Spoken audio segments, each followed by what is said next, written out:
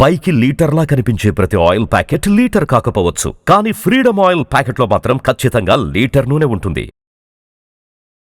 నమస్తే రమ్మగారు. నమస్తే జయ.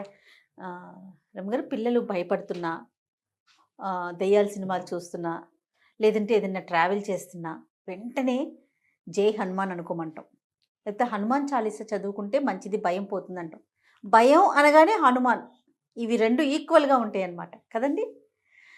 హనుమాన్ చాలీసా అసలు ఎట్లా చదవాలి రమ్మగారు? రోజుకి ఇన్నిసార్లు చదవాలని కానీ, ఎట్లా చదవాలని కానీ అలాంటి నియమాలు ఏమైనా ఉన్నాయా? తర్వాత గ్రాంధికం కూడా కాదు కదండి, దాన్ని చదువుకోవటం అంటే బాగా నేర్చుకోవాలి నాకు తెలిసి. వన్స్ నోటుకు వచ్చేసిందంటే మనం అలా రెగ్యులర్గా వెళ్ళిపోతుంటుంది. దాని యొక్క విశిష్టత ఏంటి? మీరు కొంచెం పదునుగా చెప్పండి. ఆంజనేయ స్వామిని తలుచుకుంటే భయం పోతుంది, శక్తి వస్తుంది. అదొకటే కాకుండా చాలా వస్తాయి జయ. ఆంజనేయ స్వామిని తలుచుకుంటే ఏమొస్తుందో చెప్పడానికి ఒక ప్రత్యేకమైన శ్లోకం. బుద్ధిర్బలం యశోధైర్యం నిర్భయత్వం అరోగత అజాడ్యం వాక్పటుత్వం చ హనుమత్ స్మరణాద్ భవేత్ అని చెప్తారు. బుద్ధి బలం రెండును, యశోధైర్యం యశస్సు ధైర్యము, కీర్తి ధైర్యం, నిర్భయత్వం అరోగత భయం లేకపోవటము, జబ్బులు తగ్గిపోవటం, ఆరోగ్యత, అరోగత రోగం లేకపోవటం, అజాడ్యం వాక్పటుత్వంచ అజాడ్యం అంటే జడతో మందంగా బద్ధకంగా జడుగా ఉండటం. ఇందులో ఈ జడత్వంలో వ్యక్తులు బద్ధకంగా ఉండటమే కాదు, మందమతిగా ఉంటారు చూడు కొంతమంది పిల్లలు. కొంచెం కొద్దిపాటి ఆటిజం ఉంది, కొంచెం ఏదో అంటే మెంటల్లీ కంప్లీట్లీ ఛాలెంజ్డ్ కాదు, కొంచెం ఛాలెంజ్డ్ కిడ్స్, వాళ్ళకు కూడా వాక్పటుత్వంచ మాటలు సరిగా రావట్లేదు, తెలివిగా సమయస్ఫూర్తి లేదు, తెలివిగా మాట్లాడలేకపోతున్నారు. అలాంటప్పుడు కూడా హనుమత్ స్మరణాత్ భవేత్, వాక్పటుత్వం కూడా ఆంజనేయ స్వామి స్మరణతోటి వస్తుంది. ఇంకేముంది, అన్నీ వచ్చేస్తాయి ఈ శ్లోకం చదువుకోవటం. చెప్పారు కదా, బుద్ధిర్బలం యశోధైర్యం నిర్భయత్వం అరోగత అజాడ్యం వాక్పటుత్వంచ హనుమత్ స్మరణాత్ భవేత్. ఇందులో అర్థం కాని విషయం ఉందా? నీకు అర్థమైంది నేను చెప్పకుండా? అవునవును కదా, క్లియర్గా ఉంది. ఇప్పుడు ఆంజనేయ స్వామిని తలుచుకుంటే భయం పోతుంది, ఒకటే కాదు కదా, బుద్ధి బలము యశస్సు ధైర్యము కీర్తి సమస్తం వస్తాయి, జబ్బులు తగ్గిపోతాయి, వాక్పటుత్వం వస్తుంది. రామాయణంలో ఆంజనేయ స్వామి మనకి ఎంటర్ అయింది ఎప్పటి నుంచి? కిష్కింధకాండలో కనపడతారు. ముందు రామాయణంలో ఎక్కడా ఉండదు, బాలకాండలో లేదు. ప్రస్తావన ఉంది బాలకాండలో. బ్రహ్మదేవుడు దేవతలందరికీ చెప్పారు, సెలవిచ్చారు, భగవంతుడు సంపూర్ణ మానవావతారుడుగా జన్మించబోతున్నాడు, అతను చేయబోయే మహత్కార్యాలకి మనమందరం కూడా మనం ఎంతో కొంత సహాయం చేద్దాం అని చెప్పి, మనము అందరం మీరందరూ కూడా దేవతలందరూ మీరంతా కలిసి మీ శక్తులతోటి వానరులకి జన్మనివ్వండి, అప్సరసల యందు గంధర్వాంగనల యందు వానరులకి జన్మనివ్వండి అని చెప్పారు. కాదు రమ్మగారు, వాళ్ళు అసలు పిల్లల్ని కనలేరు, దేవతలకి పిల్లలు పుట్టరు కదా, అంటే భార్యల వల్ల సంతానం లేదు వాళ్ళకి. ఇప్పుడు భార్యల వల్ల సంతానం కదా, ఇది అప్సరోగణానికి తర్వాత గంధర్వ స్త్రీల ఎందుకు అన్నారు ఈ పిల్లల్ని.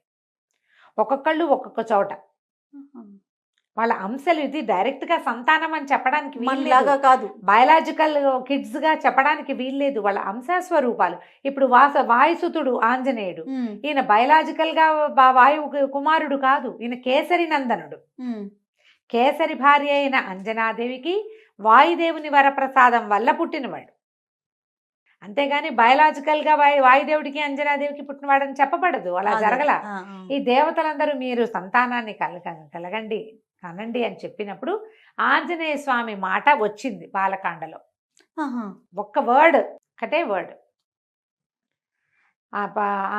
వాయువు అంజనాదేవి యందు ఆంజనేయునికి జన్మనిస్తాడు అని చెప్తారు, ఒక్కటే ఆంజనేయుడుగా, అంతే. అక్కడి నుంచి అయోధ్యకాండ ఉంది, అరణ్యకాండ ఉంది, ఎక్కడా లేరు.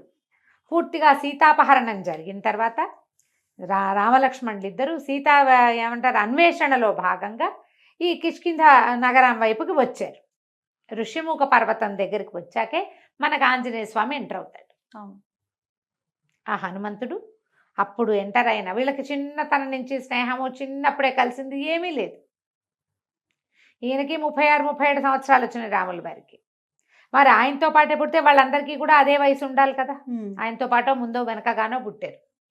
అప్పుడు పరిచయం. అక్కడి నుంచి వారిద్దరికి స్నేహము, ఆపేక్ష, భక్తి, దాస్యము అలాంటివి వచ్చినాయి. అప్పుడు మొదలైనాయి. అయితే ఇప్పుడు ఈ సమయంలో ఎంటర్ అయిన ఆంజనేయ స్వామి భగవంతుడైన శ్రీరాముడికి, పరిపూర్ణ మానవావతారుడుగా ఉన్నటువంటి భగవంతుడికి అత్యంత ఆనందాన్ని కలిగించాడు. మొదటిది సీతను వెతికాడు. దానికంటే ముందు ఈయనతోటి స్నేహం కలిపాడు, సుగ్రీవుడితోటి స్నేహం కలిపాడు. వాళ్ళ మైత్రి మరింత ప్రబలం అవడానికి కారణమయ్యాడు.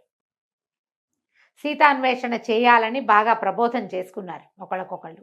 అక్కడి నుంచి సీతాన్ని అన్వేషించడానికి తలా ఒక గుంపు, తలా ఒక పక్కకి వెళ్తే వీళ్ళు ఈ ఋష్యమూక నుంచి, కిష్కింధ నుంచి దిగువకి ప్రయాణించి సముద్ర తీరాన్ని చేరారు. దక్షిణ సముద్రం వైపుకు ప్రయాణం చేశారు. అక్కడ చాలా రకాలుగా తెలుసుకుని ఆయనకి అపరిమితమైన బల సంపన్నుడైనప్పటికీ శక్తి తెలియకుండా తెలివిగలవాడుగానే ఉన్నాడు, కానీ బలశాలిగా అప్పటిదాకా ప్రదర్శన లేదు ఆంజనేయ స్వామి పట్ల. ఈయన అత్యంత బలశాలి అని, ఈయనకి ఇలాంటి శక్తి ఉందని, ఏదైనా చేయగలడని అప్పుడే చెప్పబడింది. కిష్కింధకాండ చివరి భాగంలో, సుందరకాండ మొదటి భాగంలో. అప్పుడు ఈయన ఏం చేశాడు, తన శరీరాన్ని పెంచి సముద్ర లంఘనం చేశాడు. సీతని ఎక్కడుందో సీతాదేవిని చూసొచ్చాడు. సీత కోసం ప్రయత్నం చేస్తూ రావణాసురుడి కంటపడ్డాడు, లంకాదహనం చేశాడు. మేము యుద్ధానికి వస్తున్నామని చెప్పొచ్చాడు. చూసి రమ్మంటే కాల్చొచ్చాడు. వెనక్కి వచ్చి సీతని చూశానని, ఇదిగో ఉంగరం అని చేతిలో పెట్టాడు. ఉంగరం ఆవిడకి ఇచ్చి, ఆవిడ తాలూకు చూడామణిని తీసుకొచ్చి రాముల వారికి ఇచ్చి అత్యంత సంతోషాన్ని కలగజేశాడు. ఆ వస్తువు చూడంగానే ఆయనకి సీతాదేవిని చూసినంత సంతోషం కలిగింది. ఇప్పుడు మనం ఆంజనేయ స్వామిని కనుక ప్రార్థిస్తే మనం ఎవరికి సన్నిహితంగా ఉన్నట్టు? రాముల వారికి, అక్షరాల.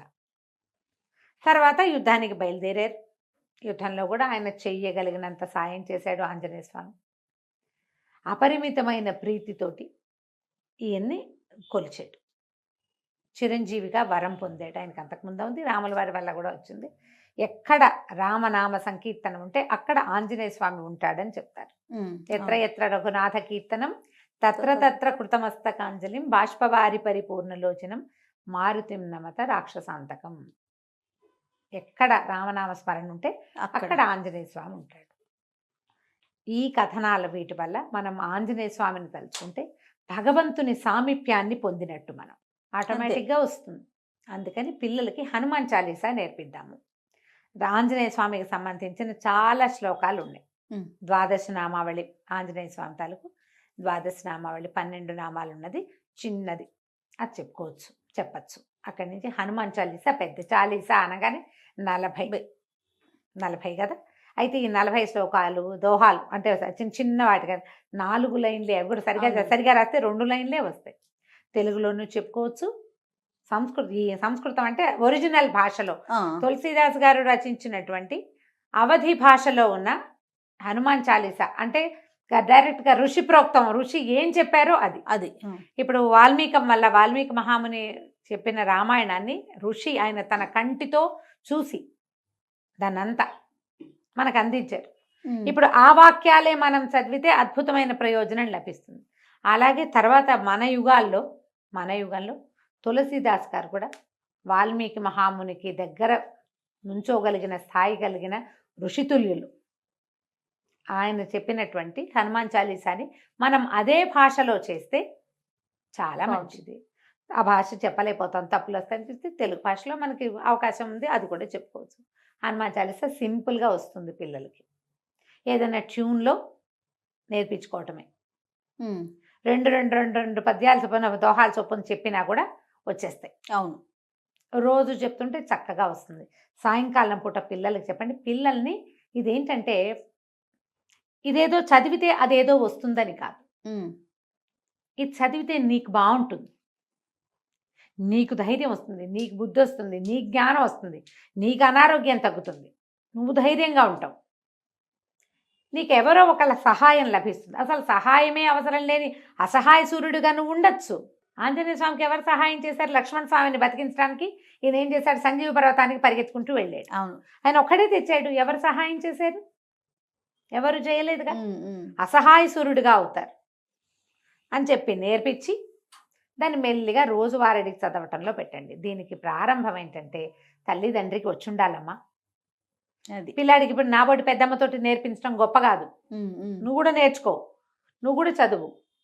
శనివారమో మంగళవారమో చదవటం, గుళ్ళోకి తీసుకెళ్తే గుళ్ళో నాన్న హనుమాన్ చాలీసా చెప్పుకో అని చాలీసా చెప్పిచ్చేసేయాలి పిల్లలతోటి. ఉమ్. ఇది మనం 3వ ఏటి నుంచి మొదలు పెట్టచ్చు. మా పిల్లలకి నేను అట్లా చెప్పాను చేయాలి. ఓ తొందరగా మాటలు వచ్చినాయి, ఈజీగా. మాకు ఎంఎస్ సుబ్బలక్ష్మిని ఫాలో అయ్యే అలవాటు ఉంది. ఎంఎస్ సుబ్బలక్ష్మి గారిది చాలా బాగుంటుంది. అది మధ్యలో రామలక్ష్మణి జానకి జయబోలో హనుమానికి అని వస్తుంది. ప్రతి కొన్ని శ్లోకాల తర్వాత అది వస్తుంది అనమాట. ఓకే. అది వినడం మొదలుపెట్టి అది నేర్చుకున్నాను. నేను ఒట్టిగా విడిగా చదువుకోవటం కూడా నేర్పించాను. ఎవరు పిల్లలు కాసేపు కూర్చున్నా వాడికి ఒకటి చెప్తాను నేను. అందులో ఉమ్. ఏదో ఒకటి చెప్పచ్చు కదా. ట్యూన్ కూడా అట్రాక్టివ్గా ఉంటుంది. అవును. ఆ రాగాల్లో నేర్చుకుంటే పిల్లలు సరదాగా నేర్చేసుకుంటారు. ఆలోచించండి. తప్పకుండా. ఇప్పుడు కళ్ళు మూసుకుంటే నాకు సుబ్బలక్ష్మి గారి గొంతు అట్లా వినపడుతుంది. ప్రతిదీ అది ఎట్లా ఉంటుందంటే మన లోపల ఒక జ్యోతిని వెలిగిస్తున్నట్టు ఉంటుంది. అవునండి. మీరు అలా వినడం నేర్చుకోండి. పిల్లలకి అట్లా చెప్పండి. పిల్లలకి నువ్వు అది చదివితే నీకేదో వస్తుందని చెప్పొద్దమ్మా దయచేసి. బయట నుంచి ఏది రాదు, లోపల ఉంటాయి మనకు అవన్నీ. Yes. ధైర్యము, బుద్ధి, జ్ఞానం వాకిట్ల నుంచి తెచ్చుకునేవి కాదు, లోపల పుట్టేవి అవి. ఆ లోపల ఉంటాయి, మనకు తెలియదు. ఇప్పుడు మన లోపల ఏమేమి ఉన్నాయో మనకు మనకి తెలియదు ఎలా కదా. తెలుస్తుంది? ఉమ్. అలాగే ఇవన్నీ కూడా లోపల హిడెన్గా ఉంటాయి ప్రతి మానవుడికి. మనమందరం రాముడు లాంటి జన్మ కలిగిన వాళ్ళమే. ఆయన అవన్నిటిని మేల్కొల్పుకున్నాడు, కళ్యాణ గుణాల్ని. మనం మేల్కొల్పుకోం అంతే. అంతే. ఆ మేల్కొల్పుకి ఇది ఒక సాధనంగా ఉంటుందని గ్రహించుకోండి. తప్పకుండా. దీన్ని పూర్తిగా ఏమంటే మత సంబంధమైన వ్యవహారంగా తీసుకోవద్దు. అలా అనుకోవడానికి వీల్లేదు, అసలు అనుకోవద్దు. ఇది మనకు అవసరంగా భావించండి. ఆంజనేయ స్వామి చాలా తెలివైన మాట తీరున్నవాడు, అద్భుతమైన మాట. ఉమ్. ఎక్కడ తెలివి తక్కువ మాటలు, పొరపాటు మాటలు అలాంటివి లేవు. చాలా ప్లాన్డ్గా తెలివిగా మాట్లాడే మనిషి ఆయన, వ్యక్తి. ఉమ్, ఉమ్. అవన్నీ వస్తాయి మనకి. అదే కదా రమ్య గారు ఆయన కావాల్సింది. బలశాలి, ఆయన ధైర్యశాలి, ఎన్నో అద్భుతమైన గుణాలు ఉన్నవాడు. అవన్నీ మనకు కూడా కావాలి. మనం ఇన్స్పిరేషన్గా తీసుకోమా వాళ్ళని వీళ్ళని అందరినీ. అవును, అవును. ఆంజనేయ స్వామి మన ఇన్స్పిరేషన్. బాగుంది. ఇలా ఇన్స్పైర్ అయ్యి కనుక మనం ఇన్స్పైర్ అయ్యి పిల్లలు కనుక నేర్పిస్తే చక్కగా ఉంటుంది, చాలా బాగుంటుంది. ట్రై చేసి చూడండి. ఇది కష్టమని మాత్రం అనుకోవద్దు. ఏదైనా ఒక మంచి పుస్తకం కొనుక్కోండి, ఏదైనా ట్యూన్ వినండి, దాంతోపాటు వెళ్ళండి. ఎంఎస్ సుబ్బలక్ష్మి గారిది నేను ఎప్పుడూ సమర్థిస్తాను, చాలా బాగుంటుంది. అవును. అది ఆన్ చేస్తే దాంతోపాటు 4-5 సార్లు వింటుంటే మనకే వచ్చేస్తుంది. అవునండి. అవును. మేము ఎప్పుడో చిన్నతనంలో నేర్చుకున్నదే చేయ, ఉహుం. ఆవిడ వినే నేర్చుకున్నాం. తర్వాత ఇంకా అలవాటు అయిపోయింది. అంతే. విడిగా కూడా చదువుకోవచ్చు, అదే కాకుండా నోటికి వచ్చేస్తుంది కదా. నోటికి వచ్చేస్తుంది కదా. ఎప్పుడు హనుమాన్ చాలీసా చదివినా తప్పకుండా రామనామ పారాయణం అలవాటు చేసుకోండి. ఓహో. శ్రీరామ జయ రామ జయ జయ రామ జయ శ్రీరామ అని 10 సార్లు చెప్పుకోవటం. ఎందుకంటే ఆంజనేయ స్వామిని పిలిచాం, అక్కడ రామనామం చదివితే ఆయన సంతోషిస్తాడు, ఆయనకి ఇష్టం. అందుకని తప్పకుండా రామనామాలు కూడా చెప్పుకోవటం మీరు నేర్చుకుని పిల్లలకు కూడా నేర్పించుకోండి. తప్పకుండా అండి. నమస్తే. నమస్తే.